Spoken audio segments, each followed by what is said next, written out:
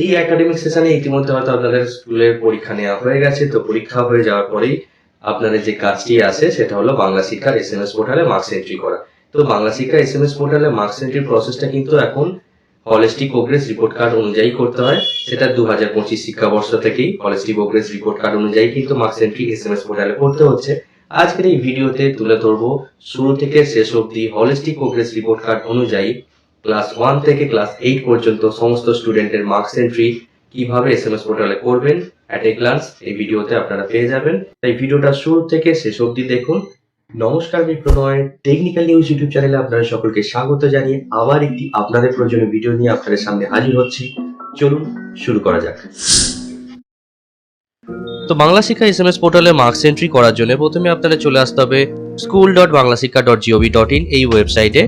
এই সাইট থেকে কিন্তু আপনারা হোম পেজে চলে আসবেন বাংলা শিক্ষার এসএমএস পোর্টালে। এখানে লগ ইন অ্যাজের নিচে যে স্কুল সেকশনটি আছে সেখান থেকে আগে স্কুলের লগ ইনটা আপনারা করে নেবেন ইউডাইস কোড এবং পাসওয়ার্ড দিয়ে। এখন স্কুল লগ ইন করে নিলাম। তো এবার দেখুন এখানে কতগুলো স্টাফ বা কতগুলো স্টুডেন্ট এগুলো কিন্তু এখানে শো করছে। তো চলে আসে একদম মেন বিষয়, মানে প্রথম থেকে আপনাদের কি কি কাজগুলো করতে হবে। প্রথমে খেয়াল রাখবেন ল্যাঙ্গুয়েজ সেটআপটা কিন্তু খুব ইম্পর্টেন্ট। তার জন্য ল্যাঙ্গুয়েজ সেটআপের আন্ডারে স্কুল ল্যাঙ্গুয়েজ এই সেকশনে চলে আসুন। প্রথমেই আপনাদের মিডিয়াম সিলেক্ট করে নিতে হবে। বেসিক্যালি আপনাদের স্কুলে যে মিডিয়ামের স্কুল সেই মিডিয়ামটা সেট করবেন, তারপরে ইন্ডিভিজুয়াল এক একটি করে ক্লাস সিলেক্ট করবেন। তারপরে দেখুন ফার্স্ট ল্যাঙ্গুয়েজ সেকেন্ড ল্যাঙ্গুয়েজ হিসাবে যেগুলো আপনাদের স্কুলের যা ল্যাঙ্গুয়েজ সেটা এখানে শো করছে। এবার সেগুলো আপনারা চেক বক্সগুলো টিক করে দেবেন। তারপরে নিচে যে সেভ অপশনটি আছে সেভ অপশনে আপনারা ক্লিক করে দেবেন। এবার দেখুন আমি ক্লাস 8-এ যাচ্ছি। ক্লাস 8-এ কিন্তু first language second language set করতে হবে, তারপরে কিন্তু থার্ড ল্যাঙ্গুয়েজ আলাদা করে সেট করতে হবে। সেম ওয়েতে ক্লাস 10-এরটা আমি দেখাচ্ছি। প্রথমে ফার্স্ট ল্যাঙ্গুয়েজ সেকেন্ড ল্যাঙ্গুয়েজ এটা সেট করে নিতে হয়, তারপরে অপশনাল ইলেকটিভ সাবজেক্ট এটা সেট করে নিতে হয়। আপনাদের স্কুলে যে যে অপশনাল সাবজেক্টগুলো পড়ানো হয় সেই সাবজেক্টগুলো এখানে চেক বক্স থেকে টিক করে নিয়ে নেবেন। তারপরে নিচে যে সেভ অপশনটি আপনারা দেখতে পাচ্ছেন সেই সেভ অপশনে ক্লিক করে দেবেন। তাহলে এইভাবে ইন্ডিভিজুয়াল প্রত্যেকটা ক্লাস কিন্তু আপনাদের ল্যাঙ্গুয়েজ সেটআপ হয়ে গেল। এবার কাজ হচ্ছে স্টুডেন্ট ল্যাঙ্গুয়েজ সেটআপ কমপ্লিট করা। তার জন্য স্টুডেন্ট ল্যাঙ্গুয়েজ এই সেকশনে চলে আসতে হবে। এখানে প্রথমে মিডিয়াম, তারপরে ক্লাস, তারপরে সেকশন সিলেক্ট করে নেবেন। তারপরে দেখুন যে ক্লাস যে সেকশন সিলেক্ট করলেন সেই ক্লাস সেকশনের আন্ডারে যত স্টুডেন্ট আছে সমস্ত স্টুডেন্টের নাম এখানে শো করছে। তারপর এই সেভ অপশনে ক্লিক করে দেবেন। তাহলে কিন্তু এই ক্লাসের স্টুডেন্ট ল্যাঙ্গুয়েজ সেটআপটাও কমপ্লিট হয়ে যাবে। এইভাবে প্রত্যেকটা ইন্ডিভিজুয়াল ক্লাসের কিন্তু স্টুডেন্ট ল্যাঙ্গুয়েজ সেটআপটাও কমপ্লিট করতে হবে।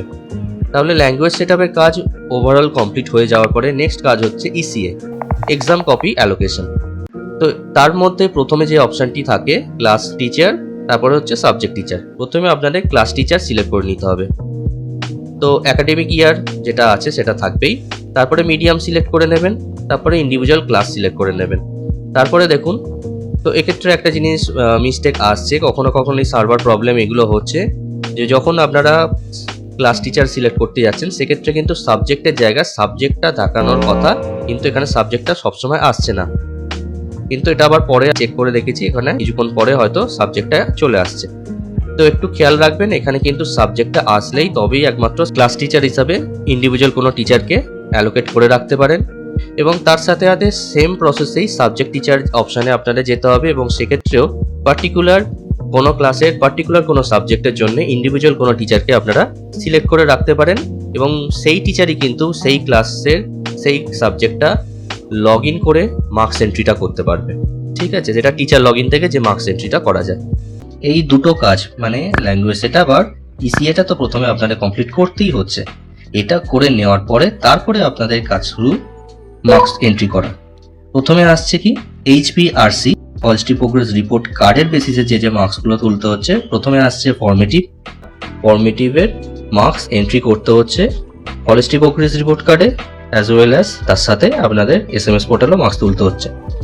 ফর্মেটিভের ফার্স্টেই আমি চলে যাই। দেখুন এখানে ক্লাস সিলেক্ট করলাম, সেকশন সাবজেক্ট একটা সিলেক্ট করলাম, পরে টার্ম সিলেক্ট করলাম এবং তার সাথে সাথে ক্যাটাগরি ফর্মেটিভ এভলিউশন সিলেক্ট করে নিয়ে সার্চে যাচ্ছি।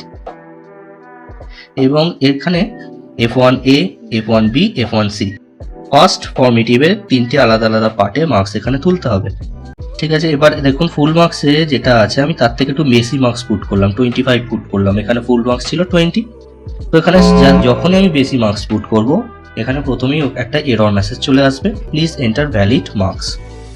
তো ফুল মার্কস যে বেশি মার্কস ভুলবশত যদি পুট করে দেন তখন সঙ্গে সঙ্গে এরর মেসেজ আসবে। যে স্টুডেন্ট যে ইভলিউশনে অ্যাবসেন্ট থাকবে, পাশে যে চেক বক্সটি আছে এই চেক বক্সটাকে অফ করে দিতে হবে, পুরো একদম ব্লক হয়ে যাবে। তো মার্কস পুট করতেও দেওয়ার কোনো অপশন নেই। এবং যারা যারা প্রেজেন্ট থাকছে এবং এক্সাম দিয়েছে তার বেসিসে আউট অফ ফুল মার্কস যতগুলো আছে তার বেসিসে এখানে মার্কস পুট করতে হচ্ছে। যেখানে যেমন ফুল মার্কস থাকবে সেই হিসাবে এখানে মার্কস পুট করতে হবে। তো এইভাবে F1A, F1B, F1C 3টে আলাদা আলাদা মাসে আলাদা আলাদাভাবে পুট করতে পারেন বা অ্যাট এ টাইমে পুট করতে পারেন। 3টে পুট করে নেওয়ার পরেই কিন্তু সামেটিভ এন্ট্রি করতে পারবেন। এবার আমি যাই সামেটিভে। সামেটিভে যখনই আমি ক্লাস সেকশন সিলেক্ট করে নিচ্ছি এবং ইভলিউশন 1-এ সিলেক্ট করে নিচ্ছি এবং তারপরে যখন সার্চে ক্লিক করছি, দেখুন ফার্স্টে এখানে কিন্তু এরর মেসেজ আসছে, please complete term 1 category formative evolution. তার মানে 3টে ফর্মেটিভ, মানে ফার্স্ট ফর্মেটিভের 3টে যে ফেজ ছিল F1A, F1B, F1C 3টে কমপ্লিট হয়ে গেলেই কিন্তু একমাত্র আপনারা ফার্স্ট সামেটিভটা এন্ট্রি করতে পারবেন। সেম প্রসেসটাই মেনটেন হবে ফর্মেটিভ 2 এর ক্ষেত্রেও। সেখানেও F2A, F2B, F2C fill up করে নেওয়ার পরেই সেকেন্ড সামেটিভ এন্ট্রি করবেন এবং as well as F3A, F3B, F3C third ফর্মেটিভের জন্য ফিল আপ করে নেওয়ার পরে তারপরে থার্ড সামেটিভ এন্ট্রি করতে পারবেন। সামেটিভের ক্ষেত্রে কিছু চেঞ্জ আসছে না, সামেটিভে যেমন আগের হতো তো সেরকমই 3টে আলাদা আলাদা পেজে সামেটিভে মার্কস তুলতে হচ্ছে। যে ক্লাস এবং সাবজেক্টে ফর্মেটিভ কমপ্লিট হয়ে গেছে সেই ক্লাস এবং সাবজেক্ট আমি চুজ করে নিলাম। মার্কসগুলো এখানে আপনাদের পুট করতে হবে। এর পাশে একটি অপশন থাকে ইফ অ্যাবসেন্ট, যদি স্টুডেন্টটি এক্সাম দেওয়ার দিনে মানে এক্সাম টাইমে অ্যাবসেন্ট থাকে তাহলে এই চেকবক্সটা আপনারা ক্লিক করে দেবেন। ফরেস্ট্রি প্রোগ্রেস রিপোর্ট কার্ড অনুযায়ী পুরো সেপারেট আলাদা আলাদা 3টে সেকশন অ্যাড করে দেওয়া হয়েছে এবং সেই হিসাবে আপনাদের মার্কস তুলতে হবে। তো আচ্ছা, এবার দেখিয়ে দিই যে LPCD মানে learning perspective of cognitive domain, এই সেকশনটায় আপনাদের কি কি ইনপুট পুট করতে হচ্ছে। তো এর জন্য আগে অবশ্যই ফর্মেটিভ এবং সামেটিভের ইভলিউশনগুলো কমপ্লিট করে নিতে হবে, তারপরে এগুলো আপনি এন্ট্রি করতে পারবেন।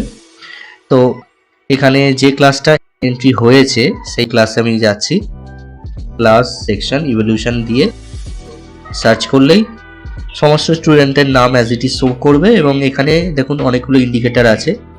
প্রত্যেকটা ইন্ডিকেটার এখানে আলাদা আলাদা করে মার্কস পুট করতে হবে না বা কিছু গ্রেড দিতে হবে না, এখানে আপনাদের শর্টে কিছু লিখতে হবে। অনেকগুলো ইন্ডিকেটার আছে, POI pattern of intelligence, AOI area of interest, PA positive attitude, EA exceptional ability, FOI features of anxiety, LG learning gap, SLP specific learning difficulties. তো এই আলাদা আলাদা যে প্রত্যেকটা ইন্ডিকেটার আছে প্রত্যেকটা ইন্ডিকেটারে এখানে ফিল করতে হচ্ছে। তো এখানে ম্যাক্সিমাম ওয়ার্ড লিমিট হচ্ছে 50 ক্যারেক্টার। তো এই 50 ক্যারেক্টারের মধ্যে আপনারা এখানে ইনপুট করবেন। তো এই সমস্ত কিছু ফিল আপ করে নেওয়ার পরে এখানে নিচে আপনারা দেখতে পারবেন save as draft and submit, এই দুটো অপশান থাকবে এবং অ্যাজ ইট ইজ আপনাদের কমপ্লিট হয়ে গেলে এখানে সাবমিট অপশানে ক্লিক করবেন। তো LPCD কমপ্লিট হয়ে যাওয়ার পরেই কি করতে পারবেন BCO বিহেভিয়ারাল কগনিটিভ আউটকামস। প্রত্যেকটা আলাদা আলাদা ইন্ডিকেটার হিসাবে এখানে আপনারা গ্রেড পুট করতে হবে। হলিস্টিক প্রোগ্রেস রিপোর্ট কার্ডের একটি চার্ট এখানে দেখাচ্ছি, এখানে যে আলাদা আলাদা ইন্ডিকেটার্সগুলো এখানে থাকবে self awareness, communication skill, collaborate thinking or classification, experimental learning skill, critical thinking, computational or analytical thinking, problem solving ability, decision making skill, creative presentation skill, assertive aspiration. এই যে 10টা ইন্ডিকেটার আছে 10টা ইন্ডিকেটারের হিসাবে ফার্স্ট ফর্মেটিভ, সেকেন্ড ফর্মেটিভ এবং third ফর্মেটিভের বেসিসে তো এখানে আপনারা গ্রেডেশন পুট করতে হবে এবং গ্রেডেশন অবভিয়াসলি ABCD 4টে গ্রেড থাকবে। তো এই 4টে গ্রেড হিসাবে এখানে আপনারা গ্রেডেশন পুট করবেন। BCO কমপ্লিট করে নেওয়ার পরেও সেভ অ্যাজ ড্রাফটের অপশন পেয়ে যাবেন এবং সেখানে সাবমিট করে নেবেন এবং সবার লাস্টে যেটা করতে হবে সেটা হলো DPLS development of personality and life skill. তবে এখানেও কিন্তু গ্রেডেশন পুট করতে হবে, সারা বছরে আলাদা আলাদাভাবে করতে হচ্ছে না, মানে বছরের শেষে একবার পুট করতে হচ্ছে। ফর্মেটিভ কমপ্লিট হয়ে যাওয়ার পরে সামেটিভ কমপ্লিট হয়ে যাওয়ার পরে এলপিসিডি কমপ্লিট হয়ে যাওয়ার পরে বিসিও, এবং বছরের শেষে সব কিছু কমপ্লিট হয়ে যাওয়ার পরে তখন কিন্তু এই ডিপিএলএস এটা ফিল আপ করতে হচ্ছে। এবং এখানে টোটাল ইন্ডিকেটর আছে, সেই ইন্ডিকেটর এখানে গ্রেডেশন আপনাদের পুট করতে হবে। ক্লাস 1 to 8 এই হলিস্টিক প্রোগ্রেস রিপোর্ট কার্ড হিসাবে পুট করতে হচ্ছে। ক্লাস 9-10 শুধুমাত্র আপনাদের সামেটিভ এই ইভ্যালুয়েশনেরই মার্কস তুলতে হচ্ছে। তো এই হলো overall holistic progress report card অনুযায়ী এসএমএস পোর্টালে মার্কস তোলা। এই হিসাবে আপনারা যদি টাইম বাই টাইম যদি আপনারা মার্কসগুলো তুলতে থাকেন তাহলে কোনো সমস্যা হবে না, কিন্তু বছরের শেষের জন্য যদি আপনারা ওয়েট করে থাকেন সার্ভার প্রবলেম হতেই পারে এবং সেক্ষেত্রে একটা সমস্যার মধ্যে আপনারা পড়তেই পারেন। তাই প্রথম থেকেই প্রত্যেকটা ইভ্যালুয়েশন কমপ্লিট হয়ে যাওয়ার সাথে সাথে আপনারা এসএমএস পোর্টালে মার্কসটা এন্ট্রি করে ফেলুন। এই ভিডিওটা যদি আপনাদের জন্য উপযোগী হয়ে থাকে অবশ্যই একটি লাইক দিয়ে আমাকে ইন্সপায়ার করবেন। আপনাদের দেওয়া একটি লাইক আমার কাছে ইন্সপিরেশন। যদি আপনাদের কিছু প্রশ্ন থাকে বা কোয়েরিজ থাকে অবশ্যই সেটা কমেন্ট সেকশনে আপনারা জানাবেন। আর এই চ্যানেলে যদি এখনো আপনারা নতুন হয়ে থাকেন অবশ্যই টেকনিক্যাল নিউজ ইউটিউব চ্যানেলটি আপনারা সাবস্ক্রাইব করে রাখুন এবং পাশে থাকা বেল আইকনে আপনারা ক্লিক করে রাখুন যাতে এই চ্যানেলে আসা সমস্ত ভিডিও সবার প্রথমে নোটিফিকেশনের মাধ্যমে আপনারা পেয়ে যান। আবার দেখা হবে নেক্সট কোনো ইম্পর্টেন্ট ইনফরমেটিভ ভিডিওর মাধ্যমে। ততদিন আপনারা ভালো থাকুন, সুস্থ থাকুন। ধন্যবাদ।